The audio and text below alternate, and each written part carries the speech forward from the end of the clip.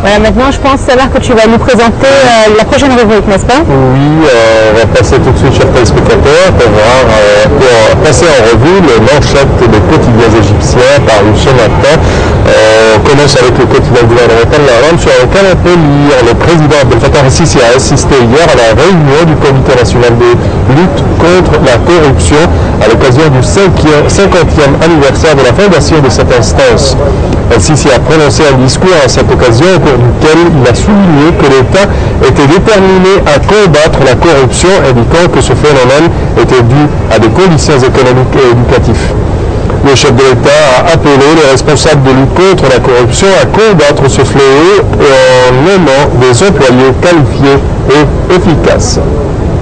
Et à présent, toujours sur le même quotidien, nous pouvons dire que le groupe terroriste le plus actif en Égypte, Ansar Beit el-Maqdis, a déclaré hier avoir décapité 4 Égyptiens qu'il accuse d'espionnage en faveur d'Israël. Ansar Beit el-Maqdis accuse ces 4 hommes d'avoir fourni des informations à Israël, l'aidant à mener une attaque de drone au cours de laquelle 3 de leurs combattants ont été tués le mois dernier. Moi, je trouve que quand même, avec ce beau paysage, avec ce beau soleil qui nous frappe sur la tête, parler de sujets assez difficiles, on est obligé, hein, c'est la presse locale qui nous fait subir ça, mais exactement. Donc, malheureusement, on est obligé de vous rapporter ces mauvaises nouvelles malgré l'atmosphère et le paysage dans lequel on se trouve. Parfait. On poursuit, chers téléspectateurs, avec cette information toujours sur le quotidien L'Ahram. On peut lire le chef d'état-major, Mahmoud Hegazi, qui a supervisé les travaux de construction du nouveau canal de Suez, a déclaré que la deuxième phase de la construction de ce projet doit commencer le 5 septembre. Il a souligné que ce nouveau canal n'aura aucun impact sur l'environnement de cette région. Et sur le quotidien Al-Arban, nous pouvons lire que le président Abdel Fattah el-Sisi a reçu hier au palais présidentiel une délégation du Congrès américain qui inclut des membres démocratiques d'origine africaine. Et Sisi s'est entretenu avec cette délégation des développements survenus en Égypte durant les derniers 3 ans. Le chef de l'État a déclaré à cette occasion que toute la nation coopérait en vue d'appliquer la feuille de route de la période de transitoire, dont 2 principales étapes ont été réalisées jusqu'à présent, donc la rédaction de la nouvelle constitution et la tenue de la présidentielle. Donc il ne reste plus que les élections législatives. Oui, vers la fin de l'année, je pense, vers le mois de décembre. Jusqu'à présent, nous n'avons pas une date fixe, oui. mais on prévu quand même exactement. Dans ce temps. De toute façon, on passe à une autre information, toujours avec le quotidien L'Ahram. Les partisans de l'organisation terroriste des Frères ont manifesté hier soir à Kerbassa, demandant aux autorités de relâcher les prisonniers et à arrêter leur compagnie sécuritaire à Giza. Les forces de sécurité ont pour leur part renforcé leur présence hors de Kerbassa afin d'empêcher toute tentative de violence. Et à présent, nous avons une dernière nouvelle parue à UNICEF. Un convoi humanitaire appartenant au programme humanitaire mondial a traversé le point de passage de Rafah pour arriver à la bande de Gaza. Le convoi transportait de nourriture suffisante pour nourrir près de 150 000 personnes durant 5 jours. Donc c'est une bonne nouvelle. Nous espérons que la bande de Gaza arrivera à être reconstruite, à retrouver une vie normale, un quotidien normal. En tout cas, c'est un début et nous espérons que ça continuera. Voilà. Donc à présent, nous vous proposons, bien évidemment, la journée d'aujourd'hui sera reliée à tout ce qui touche sur le Nil. Donc regardons tout de suite le premier reportage qui nous retrace un petit peu l'histoire de ce Nil qui est très important et qui est très vital pour les Égyptiens. Regardons ça.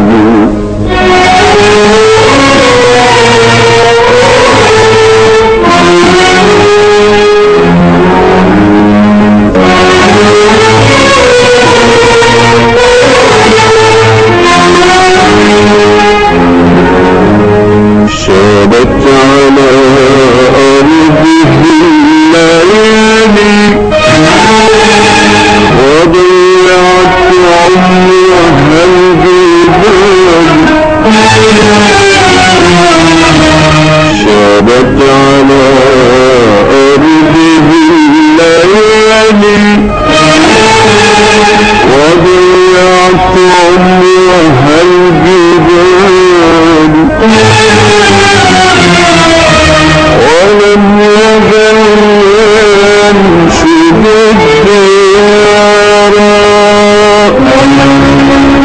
ولم يزل أنشد الديار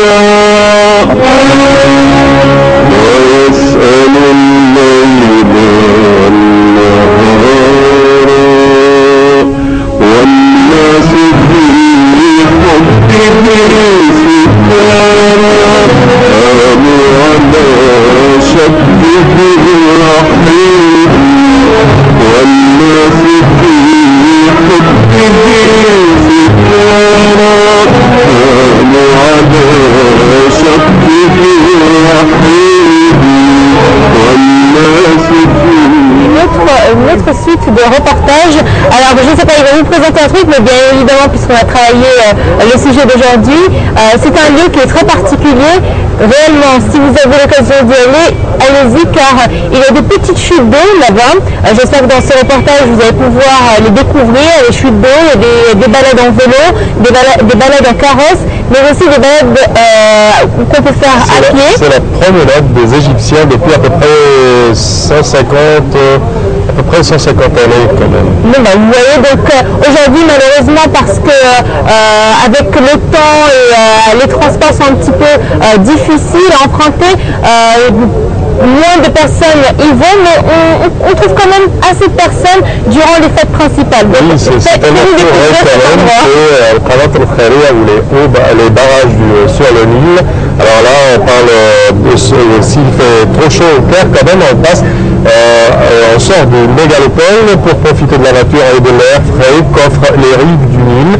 Alors notre reporter Dania Hassan quand même a suivi ces touristes égyptiens qui ont fait le voyage en bateau jusqu'au barrage Al-Qanat al-Khairiyya. Voyons ensemble.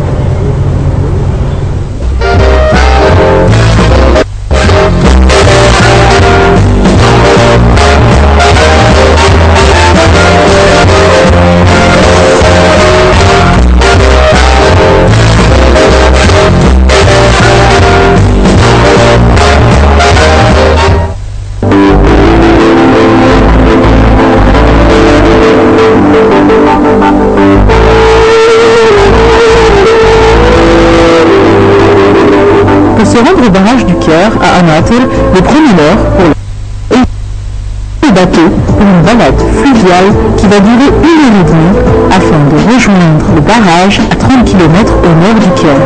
À bord, tout le monde chante ou s'évade, bercé par le vent et les vagues, tandis que les marins veillent, tenant le cap au nord.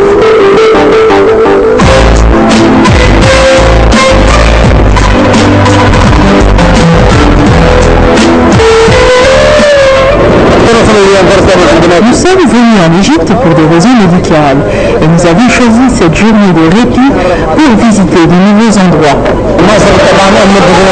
Ce voyage est très agréable. Nous en avions vraiment besoin pour nous changer les idées. C'est agréable de voir les parcs, les chutes d'eau. On vient à peu près toutes les semaines.